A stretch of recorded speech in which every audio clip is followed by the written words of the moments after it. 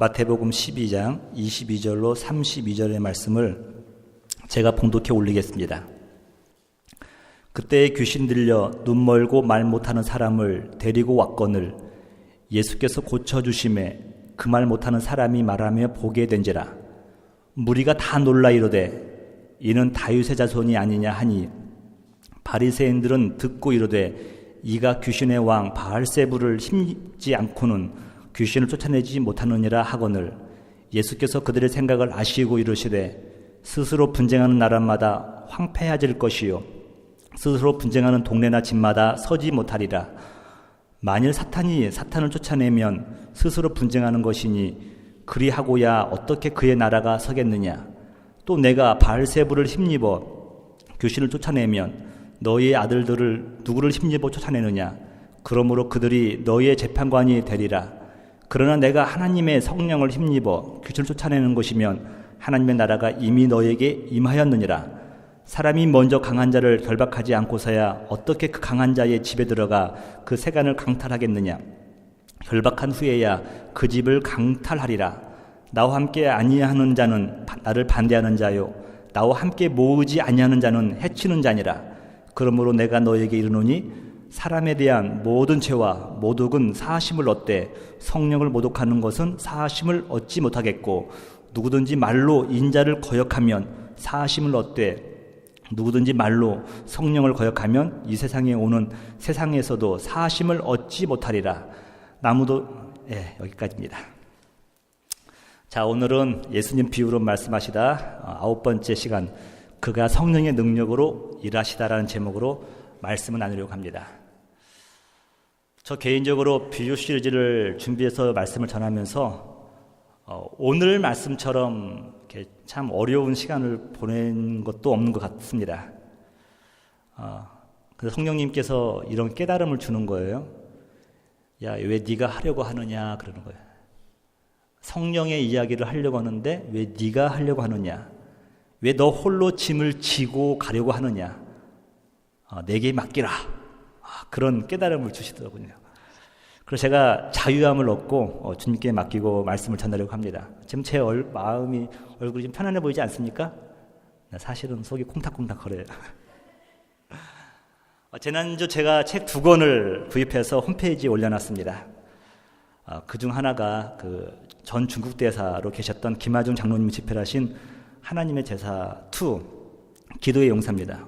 또 어떤 분의 또 부탁도 있어서 제가 그동안 못 나갔었는데 사서 구입을 했어요. 제가 먼저 한번 읽어보는데 참 은혜가 되는 거예요. 여러분들도 한번 시간 되시면 꼭 읽어보시기 바랍니다. 한 번은 그 김하중 장로님에게 미국 대사관의 참사관으로 발령이 난 거예요. 모든 외교관들의 꿈이 뭐냐면요, 미국 대사관은 요직 중에 요직이라고 합니다. 그래서 모두가 못 가서 안달이 난 거예요. 서로 백을 쓰고 줄을 잡으면서 이 미국 대사관 참사관으로 올려고 노력을 하는 거예요. 근데 그분은, 그 장로님은 아무 노력도 하지 않았는데 그러한 발령이 난 거예요. 사람들이 부러워합니다. 그런데 김하중 장로님은 하나님의 뜻이 다른 곳에 있다는 것을 알으셨어요. 아마 한국과 중국이 수교가 되기 전이었기 때문에요, 하나님께서 그 일을 맡기실 것이라는 걸 자기는 알고 있었습니다. 그래서 그 자리를 고사하고 아직 중국을 갈 수 없으니까 그 준비하기 위해서 일본으로 갑니다. 다들 제정신이 아니라고 말을 하죠. 하지만 김하중 대사는요, 하나님의 인도하심 가운데 갔고요, 그곳에서 수많은 중국 외교팀을 만나면서 사귀게 되었습니다. 그것이 발단이 되어서 1988년 한중수교가 시작됐을 때요, 중추적인 한 축을 담당했던 사람이 바로 이 김하중 장로님이셔요. 그분의 간증을 한마디로 요약한다면 이런 거예요. 성령님과 동행하는 삶이었습니다. 작은 일부터 큰 일까지, 소사부터 대사까지 하나님께 엽주고 성령님의 인도하심을 받아서 하나님의 뜻을 이루는 삶을 살려고 부단히 노력했던 분이라는 것을 발견할 수가 있었습니다. 제가 이 책을 읽는 가운데서 제 마음 가운데 하나의 간절한 소원이 생겼어요. 저는 물론이거니와 우리 모든 교우님들이 또 자녀들이요, 성령님의 인도하심 속에 하루하루를 살아가기를 원하는 마음이었습니다. 이런 마음이 여러분들이 들기를 주님의 이름으로 축복합니다. 하나님의 백성들은요, 그분이 기뻐하시는 일을 할 때 기쁨을 누릴 수가 있어요. 세상적인 일도 열심히 하잖아요. 물론 세상으로부터 얻을 수 있는 기쁨이 있다고 합니다. 사람들이 그러는 거예요. 재미 중에 최고 재미는 뭐니 해도 먼 일을 새는 거래요. 여러분, 그 재미가 솔창하대요.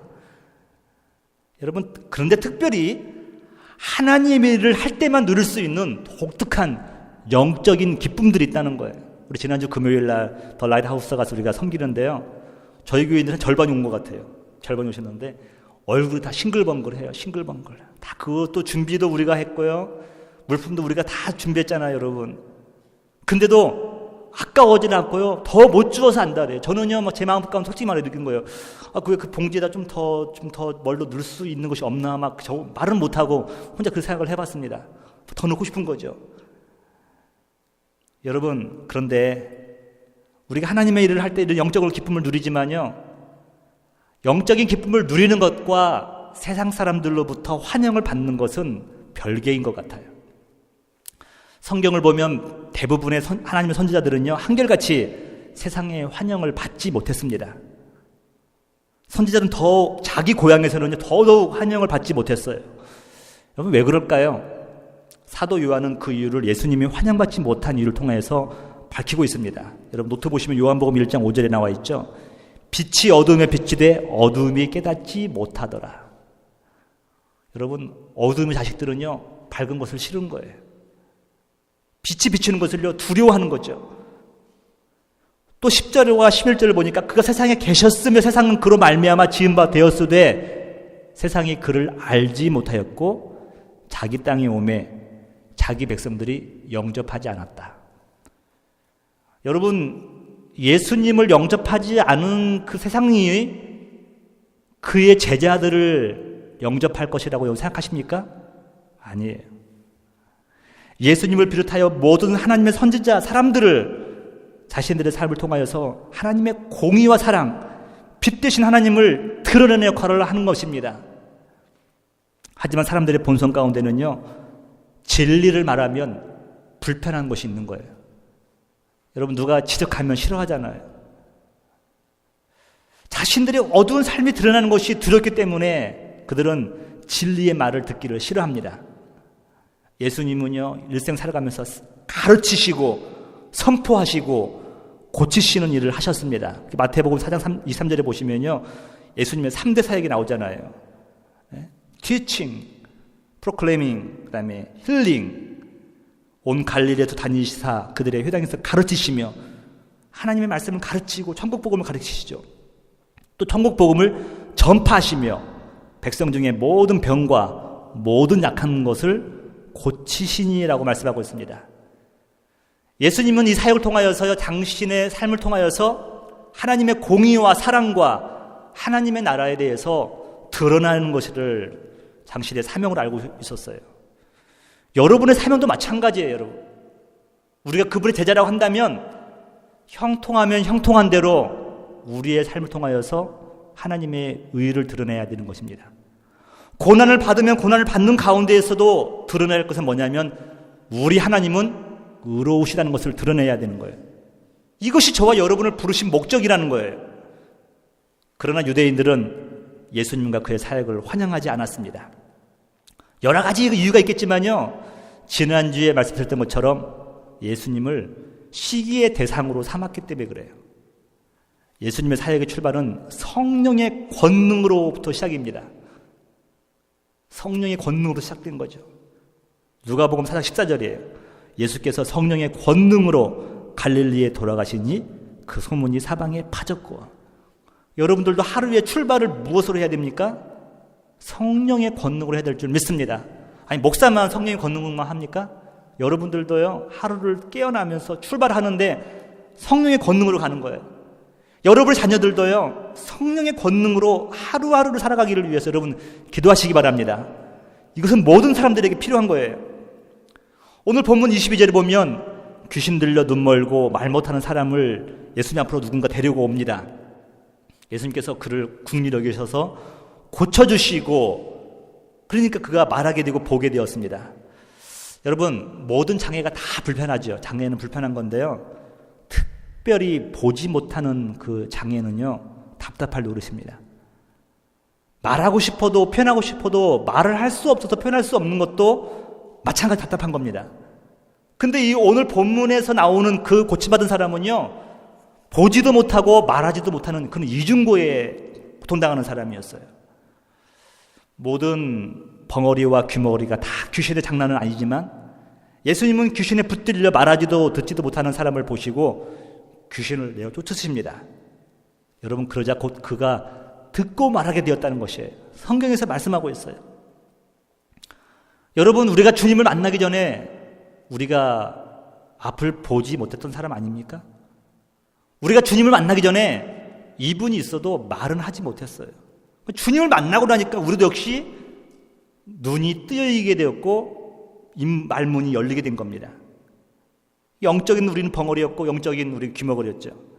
근데 주님께서 고쳐주시지 않았습니까? 우리는 전에는 보기는 보아도 진리를 보지 못합니다. 듣기는 듣는데 진리의 말씀을 듣지 못하는 거예요. 말은 하긴 하는데 진리를 전하지 못했던 거예요. 바로 이것이 우리의 모습이었다는 거죠. 여러분, 때때로 이러한 일들이 귀신이 장난하는 거예요. 진리를 보지도 못하게 하고 듣지도 못하게 하고 말도 하지 못하게 막을 수 있다는 겁니다. 그런데 예수님께서 귀신을 쫓아내 주시니까요, 말도 하고 듣기도 하는 거예요. 저는 이 시간 여러분들에게 주님께서 피 묻은 손으로 여러분의 모든 기능들을 다 만져주셔서 눈으로는 진리를 바라보고 귀로는 진리를 듣고 입으로는 진리를 말하는 여러분 되시기를 주님으로 축복합니다. 너무도 기쁘고 하나님을 찬양하고 영광 돌릴 일입니다. 오늘 23절에 보니까요, 모든 무리가 놀랐다 그래요. 여러분, 참 알다가도 모를 사람들이 무리예요, 무리. 예수님을 따르는 두 종류 사람이 있었는데 한쪽은 무리고 하나는 제자들이잖아요. 무리는요, 와 하고 몰려옵니다. 그 나갈 때는 우 하고 다 빠져나가는 겁니다. 밀물처럼 왔다가 썰처럼 나가는 것이 무리죠. 근데 예수님의 제자들은요, 고난 받으면 같이 받는 거죠. 기뻐하면 같이 기뻐하는 거죠. 여러분들은 무리가 되지 마시고 예수님의 참 제자가 되어야 될 줄 믿습니다. 더 나아가서 그 무리들이 말하기를 뭐라고 말하냐면요, 저는 다윗의 자손이 아니냐, 다른 말로 하면 메시아라는 거예요. 메시아만이 행할 수 있는 능력을 예수님께서 행하셨기 때문에 그렇다는 것입니다. 여러분, 이 민족이 얼마나 메시아 오기를 대망했는지 여러분 아십니까? 이제 우리 11월 마지막 주부터 이제 대망절 아닙니까? 성령 이제 예수 그리스도가 이제 오시는 거예요. 강림절 기다리고 있는데요. 간절히 기다리는 거죠, 여러분. 이 민족이 얼마나 메시아를 기다렸는지 그 사건을 보고 나서 예수님이 다윗의 자손 메시아라는 것을 알고 있어요. 여러분, 그런데 모든 사람이 다 기뻐한 것이 아니에요. 24절에 보니까요, 바리새인들은 엉뚱한 소리를 하는 겁니다.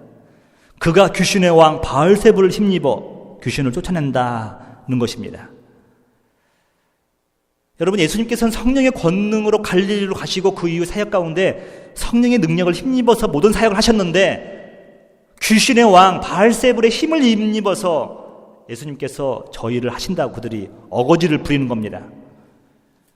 여러분, 오늘날에도 이 바리새인 같은 사람들 특징이 있죠. 부정적이고 비판만 일삼는 것입니다. 어떤 이들은 정치인들처럼 반대를 위한 반대를 하는 거예요.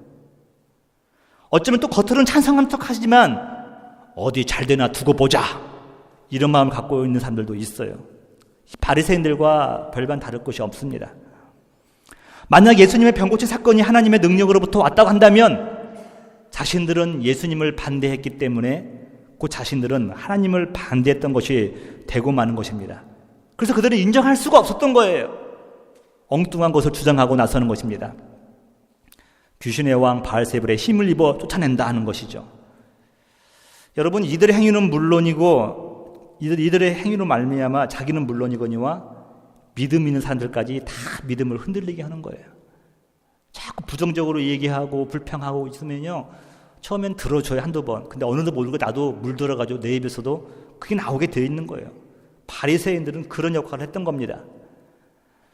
누가복음에서는요, 이들이 더 나아가서 뭐라고 말하냐면 예수님을 시험하기 위해서 하늘의 기적을 구했다라고 말씀하고 있어요.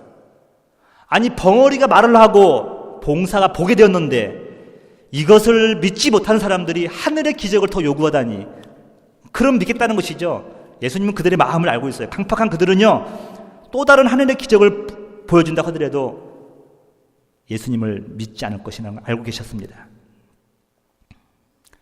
예수님은 당당하게 또 차분하게 그들의 주장을 반박하십니다. 그 말씀이 오늘 25절 나와 있지 않습니까? 귀신의 왕의 힘을 빌어 귀신을 쫓아낸다면, 스스로 분쟁하면 무너진다는 것이죠. 저희 삼촌이 언젠가 저희 이제 외할머님이 추도식이 있어서 제가 이제 추도 예배를 인도를 갔는데, 삼촌이 좀 이렇게 깨이셨던 분인 것 같아요. 한 60년대에 그 미군 부대에 있으시면서 한국에 컴퓨터를 처음으로 소개하신 분이에요. 소개하신 분인데 컴퓨터 회사도 하시고 유선방송도 하셨던 분이에요. 근데 그걸 다 정리하고 이제 미국으로 오셨는데, 그분이 이런 말을 하는 거, 자기는 하나씩 만들어가지고, 동생이 10남매예요. 저희 어머니도 계시는데 그중에 딸은 말고 아들들한테, 남동생들한테 하나씩 맡기잖아요. 이렇게 맡겼는데 그분이 그런 한탄하는 거예요. 정주영 회장은 맡겨도 자기 것인데, 삼촌이 하는 말이 그래요. 자기는 맡기면 그들 것이 됐다는 거예요. 근데 제가 볼 때 참 외숙모님이 훌륭하시죠. 그냥 그래도 그 형제들이 살 수 있는 길이 열리지 않았느냐 이렇게 하는데, 여러분, 뭉치니까요 힘을 발휘하잖아요. 스스로 분쟁하면 무너질 수밖에 없다는 것이 예수님의 말씀이라는 거예요. 예수님의 말씀 다른 말로 하면 이거예요. 귀신을 쫓아내지 않는다는 것입니다. 우리가 어떠한 신비한 역사가 일어날 때 여러분 잘 보여야 할 게 뭐냐면요, 병자가 낫는다, 안진병이 일어난다, 그럼 많은 사람들이 수근수근 거리죠. 이게 성령의 역사냐, 하나님의 역사냐, 사단의 역사냐. 확실한 건 이거예요, 여러분. 귀신을 쫓아내지 않는다는 것이에요. 27절에 보니까요, 너희들의 아들들을 표현하고 있어요. 너희들의 아들들이 하는 건 뭐냐는 거예요. 이 바리새인들 제자들 중에서요, 하나님의 능력으로 병 고침하는 사람들도 있었고, 또 이렇게 신기한 기적을 베푸는 사람들도 있었던 것이에요. 예수님이 말씀하는 겁니다. 너희의 아들들, 너희 제자들이 하고 있는 그것도 귀신의 역사냐? 그들은 할 말이 없었던 것입니다. 바리새인들은 자기 제자들 가운데 그러한 신적인 능력을 행하는 것을 자랑하고 자부심이 있었던 거예요. 근데 예수님이 하신 것은 귀신이고 자기 제자들이 하는 것은 하나님의 역사라고 한다면 그들은 논리적 모순에 빠질 수밖에 없었던 것입니다. 예수님은 바리새인을 향하여 경고의 말씀을 또 지속적으로 던지십니다. 28절이에요. 여러분, 이 말씀 저는 오늘 여러분이 꼭 붙잡아야 될 말씀 생각하는데, 내가 하나님의 성령을 힘입어 귀신을 쫓아내는 것이면 하나님의 나라가 이미 너희에게 임했다는 것입니다. 여러분, 이 본문을 잘 이해하면 은혜가 되는 게 뭐냐면요, 예수님께서 성령의 권능으로 기적과 이적을 행하신다면 천국은 이미 저와 여러분들 마음 가운데 임했다는 거예요. 다시 한번 정리해 볼까요? 예수님은 이미 2000년 전에 성령의 권능으로 귀신을 쫓아내시고 병자를 고치셨습니다. 그렇기 때문에 저와 여러분 마음 가운데 이미 천국이 임한 줄 믿으시기 바랍니다. 예수님이 이걸 말씀하고 있는 거예요. 제가 깨달아 다시 또 묵상해 보니까 두 가지가 의미가 있는 것 같아요. 우리 마음에 천국이 임했다는 것은요, 우리의 노력과 공로가 아니에요. 철저히 예수님께서 성령의 권능으로 인한 사역의 결과라는 사실을 말씀해주고 있는 것입니다. 또 하나는 뭐냐면요, 우리 역시 예수님의 제자로서 성령의 권능으로 예수님의 사역을 이어서 할 수 있다는 것입니다. 이 부분에서는 여러분들의 아멘이 별로 안 나올 거예요. 우리도 할 수 있다. 여러분, 이거는 알잖아요. 여러분, 짜장면 주방장의 제자는요, 2, 3년 배우고 나면 눈 감고도 면을 뽑아낼 줄 알아야 됩니다. 이게 제자예요. 제자는 스승이 한 것을 재현해내는 겁니다. 다시 나중에 말씀드릴게요. 여러분, 제자들에게 하나님께서 주신 사명은 뭐냐면요, 어느 권사님의 표현처럼 밴디지 하나 붙여주고 그냥 가라고 하는 것이 아니라 토럴리, 전인적인 그를 치유하고 그 문제를 해결해 줄 수 있는 성령의 권능을 그 제자들에게 부어주셨다는 거예요. 여러분들이 주님의 제자라고 한다면 믿으면 그 권능이 임할 줄 믿습니다. 주님이 말씀하기 뭐냐면요, 다만 믿고 누리기만 하면 되는 것이라는 거예요. 근데 우리는 곧잘 누리지도 못하고 천국의 기쁨을 상실하고만 말합니다. 경제 문제가 어려워지니까요, 하나님의 능력이 돈 앞에서 무능력해지더라는 거예요. 인간관계도 마찬가지죠. 인간관계가 서먹해지면요, 하나님과 관계도 문제 생겨요. 자녀가 어려움 당하면 부모의 마음 온통 거기에 가 있습니다. 또 우리 신앙도 여전히 우리의 발목을 잡을 때가 많아요. 이런 때는요, 천국의 기쁨을 다 빼앗길 때가 많아요. 여러분, 하지만 그럴 때라도 예수님께서 나의 마음에 천국을 임하게 하셨다는 것을 믿고 의지해야 될 줄 믿습니다. 때때로 예기치 못한 문제나 환경으로 인해서 잠시 기쁨을 뺏길 수 있지만요, 본질적인 그런 기쁨을 뺏어갈 수 없어요. 왜냐하면 내 행위로 얻은 것이 아니라 주님께서 성령의 권능으로 인하여서 내 마음에 천국을 만들 수 있기 때문이라는 것입니다. 여러분, 목사도 때때로 기쁨을 잃을 때가 있을까요? 없을까요? 봤어요? 있어요? 여러분, 저는 다른 것은 제가 좀 그런데 주일 예배 때 이렇게 마땅히 자리를 지켜야 하실 분들이 사정에 있어서 이렇게 알고 있어요. 빈자리가 생기잖아요. 근데 어느 주간은 빠져도 왕창 빠져버리셨어요. 그래도 여러분, 제가 티 안 내고요, 그날 준비한 건 진짜 5,000명 앞에 설교하는 것처럼 열심히 했습니다. 근데 오후가 되니까 저도 모르게, 알게 모르게 피로도 물려오면서요, 외로움이 밀려와요. 외로움이 몰려와요. 자책도 하게 되고요, 힘들더라고요. 뭐 어떤 때는 그걸 다 저희 아내와 자녀들이 다 감당해야 하기 때문에 불쌍하기도 하지만 어떡하겠어요. 아버지를 목사로, 남편을 목사로 모시는 분들의 그 걸어가야 될 길이죠. 그렇지만 곧 회복이 됩니다. 회복이 돼요. 오후에 운동도 하거든지 가족들과 함께 뭐 맛있는 외식도 하고 나면 회복이 되죠. 그리고 또 힘을 한 주간 또 살아갈 수 있는 힘이 나옵니다. 근본적인 그냥 뺏어갈 수 없다는 것이에요. 왜냐하면 성령님의 능력을 이루어진 것 때문에 그래요. 또 예수님은 바리새인들 향해서 경고의 말씀을 던지십니다. 30절 보면요, 함께 하지 않는 자는 반대하는 자요, 나와 함께 모으지 않는 자는 해치는 자라고 말씀하고 있어요. 여러분, 쉬운 말 아니에요, 이 말씀. 성경에서 말하는 하나님의 뜻을 4가지로 제가 요즘에 성경 공부 때 말씀을 하시는데요, 더 많아요. 여러분 자녀들이 성공하는 것도 하나님의 뜻이에요. 그걸 통해서 하나님의 뜻이 이루어진다고 한다면 뜻이에요. 내가 잘 사는 것 다 뜻일 수도 있어요. 근데 성경에서 말하고 있는 건 4가지로 여러분에게 말씀을 드렸는데, 여러분, 이것이 이루어지는 데 있어서 여러분 함께 동참하지 않는 자에 대한 권면의 말씀이기도 해요.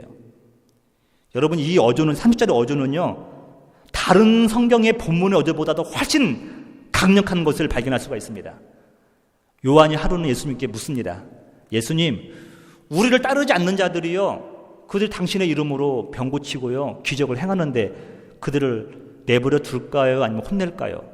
요한이 그런 질문을 하는 거예요. 다른 사람은 질문 못하는데 요한이기 때문에 하는 거예요. 사랑받는 자이기 때문에.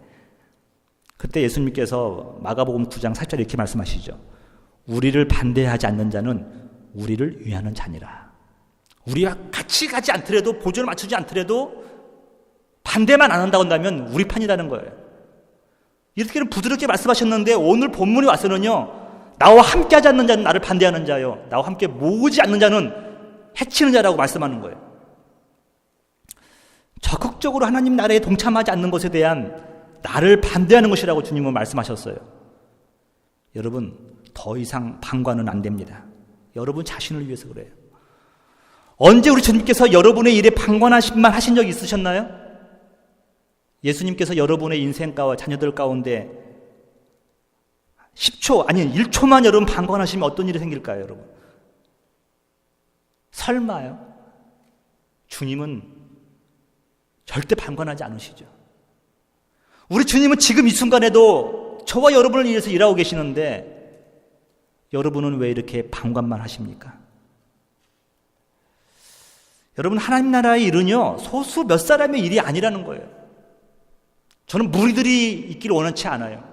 우리는 참 제자가 되어서요, 특공대 같은 일을 감당해야 되죠. 하나님의 나라의 일은 소수의 몇 사람의 일이 아니라는 거예요.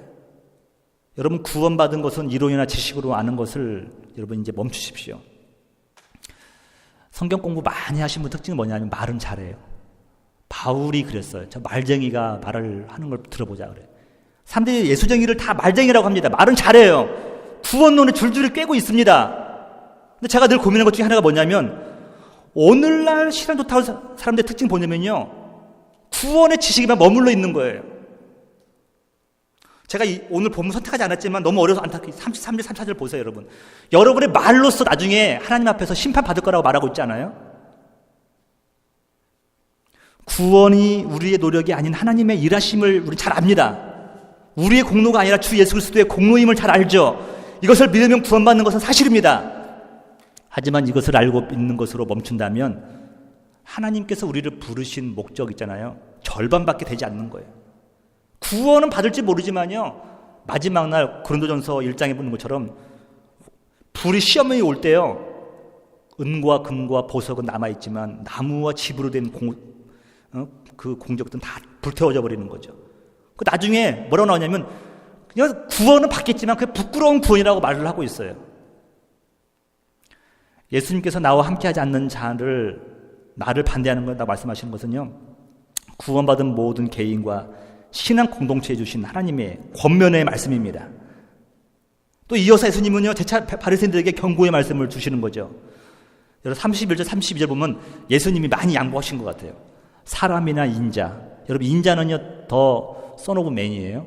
이런 사람을 말하는 것이 아니라 예수님을 가리키는 겁니다. 인자, 사람의 아들, 대문자로 쓰여지는 순간 예수님을 말하는 거예요. 사람이나 인자, 나를 너희들이 모독하고 거역하면은 용서받을 길이 있다는 거예요. 이 정도면 예수님이 양보 많이 하셨어요. 근데 그 다음에 뭐라고 말씀하시냐면, 그러나 성령이 하신 일을 사단의 왕 바알세불이 했다고 하는 거, 이런 척으로 모독을 하면, 거역을 하면 용서받을 길이 없다는 거예요. 개역 한글 성경에는요, 회방으로 나오니까 감이 잘 안 왔는데 성령 모독으로 하니까 쉬워요. 여러분, 하나님이 역사하신 것을 아니라고 하는 게 모독이죠. 성령이 하신 것을 아니라고 말하는 것이 모독이죠. 그 바리새인들 향해서 지금 권면을 하는 겁니다. 경고를 하는 거예요. 인자를 거부하거나 모독해도 용서를 받을 수 있다는 말씀은요, 예수님께서 바리새인들을 향해서 할 수 있는 최대한의 국륜의 말씀을 생각해요. 너희들이 비록 나를 말로써 모욕하고 거역하더라도 너희들은 살 길이 있다. 근데 성령을 거역하면, 모독하면은 사심을 얻을 길이 도무지 없다는 것입니다. 궁금하잖아요, 여러분. 왜 그럴까? 이것은 성령님의 사역과 깊은 관계가 있는 것입니다. 성령님의 사역은 가장 크게 이거예요, 여러분. 병 고치고 이런 거 다 떠나가지고 성령님의 가장 큰 사역은 뭐냐면요, 예수가 그리스도임을 증명하는 거예요. 예수님이 메시아임을 증명하는 것이 성령의 사역이에요. 근데 여러분, 하나님의 자녀들의 마음에 이것을 확증해 주시고 입술로 고백하는 일을 성령께서 하시는데, 성령을 무시하면요, 어떻게 우리가 믿을 수가 있고 입술로 고백할 수가 있겠습니까? 로마서 10장 9절 한번 보실래요, 여러분? 내가 만일 내 입으로 예수를 주로 시인하여, 여러분 입으로 시인하라는 거예요. 또 하나님께서 그를 죽은 자 가운데서 살리신 것을 내 마음에 믿으면 구원을 받으리라. 딱 이거예요. 더 플러스 없어요, 여러분. 행하는 것도 없고 다 없어요. 이것이 엑기스예요. 근데 여러분, 입으로 예수님을 조여시는 것과 부활을 믿어야 구원 얻는다고 바울은 말하죠. 그렇다면 어떻게 믿고 고백할 수 있냐는 거예요. 또 사도 바울이 그러니까 성령께서 이 일을 하신다는 것입니다. 우리 고린도전서 12장 3절을 다 같이 한번 읽겠습니다. 시작. 그러므로 내가 너에게 알리노니 하나님의 영으로 말하는 자는 누구든지 예수를 저주할 자를 하지 아니하고 또 성령으로 아니하고서는 누구든지 예수를 주시라 할 수 없느니라. 성령께서 예수님은 메시아이십니다라는 고백을 하게 하신다는 거예요. 여러분들 이제 나와서 주님을 하나님으로 고백하고 주님을 사랑한다는 말도요, 성령께서 여러분의 마음을 붙들기 때문에 그렇다는 거예요. 그러기에 성령을 거역하고 모독하게 되면요, 어찌 성령의 지배를 받을 수가 있겠습니까? 더 나아가 어찌 입술로 예수님을 주로 시인하며 고백할 수가 있겠습니까? 성령님은 친히 십자가와 부활을 증명하실 뿐 아니라 선택받은 하나님의 자녀들에게 믿어지는 믿음을 주시는 분이에요. 여러분, 믿어지는 믿음, 동정녀 탄생이 어떻게 증명될 수 있겠습니까? 십자가의 죽음과 부활이 어떻게 증명되고요, 예수 그리스도의 승천이 어떻게 증명됩니까? 이것은요, 은혜, 믿어지는 믿음이에요, 여러분. 그러기에 여러분, 예수님이나 때로는 목사를 거역해도 여러분, 죄는 죄예요, 여러분. 근데 용서받을 길이 있어요, 여러분. 그런데 여러분, 성령님을 모독하면, 거역하면 도무지 사함을 받을 길이 없다는 것입니다. 성령님이 역사하시는 것을 여러분들이 인정하지 않으면 되는 거죠. 사랑하는 성도 여러분, 예수님은 승천하시기 전에 제자들이 다음과 같이 말씀하십니다. 마태복음 28장 18절 19절이에요. 예수께서 나와 일러 가사대 하늘과 땅의 모든 권세를 내게 주셨으니, 우리 예수님이 다 가지고 계셔요. 하늘의 권세, 땅의 권세. 여러분, 이러한 예수님이 저와 여러분의 주라는 것을 기뻐하시기 바랍니다. 하늘과 땅의 모든 권세를 주셨으니 그 다음 여러분들에게 거룩한 부담이 돼야 될 줄 믿습니다. 그럼 너희는 가서 모든 족속으로 제자를 삼아. 여러분, 제자를 동그라미 많이 치세요. 예수님은 승천하시기 전에 제자들에게요, 모든 사람들을 족속을 교인 삼으라고 말하지 않으셨어요. 모든 사람을 주일 예배자로 삼으라고 말하지 않으셨어요. 제자 삼으라. 교회 행탄 썬데이 크리스찬이 아니라 나와 같은 일을 할 수 있고 능력을 행하고 밴드지가 아니라 그들의 영혼을 고칠 수 있는, 치유할 수 있는 제자를 삼으라고 말씀하고 계셨다는 거예요. 누차 말하지만 제자는요, 스승이 하는 일을 똑같이 재해내는 사람입니다. 주님께서 저와 여러분을 제자로 부르신 줄 믿습니다. 그러면 하늘과 땅의 모든 권세를 가진 그 능력이요, 저와 여러분에게 임할 줄 믿습니다. 여러분, 근데 이것이 우리의 능력이 아니에요. 잘할 것이 못 돼요. 왜냐하면 성령의 능력으로 말미암아 가능한 것입니다. 여러분, 나쁜 습관이 있습니까? 약으로도 해결 안 돼요. 묶어놔도 안 돼요. 근데 여러분, 사람은 할 수 없지만 성령께서 역사하시면 가능한 줄 믿습니다. 모쪼록 예수님께서 성령의 능력을 힘입어 권능으로 하나님의 일을 하셨던 것처럼 이제 구원받은 백성으로서 성령의 권능을 힘입어서 흔들리지 않는 구원의 확신과 삶의 현장에 하나님의 의로우심을 드러내시기를 주님의 이름으로 축복합니다. 다 같이 일어나셔서 우리 내가 매일 기쁘게 부르시겠습니다.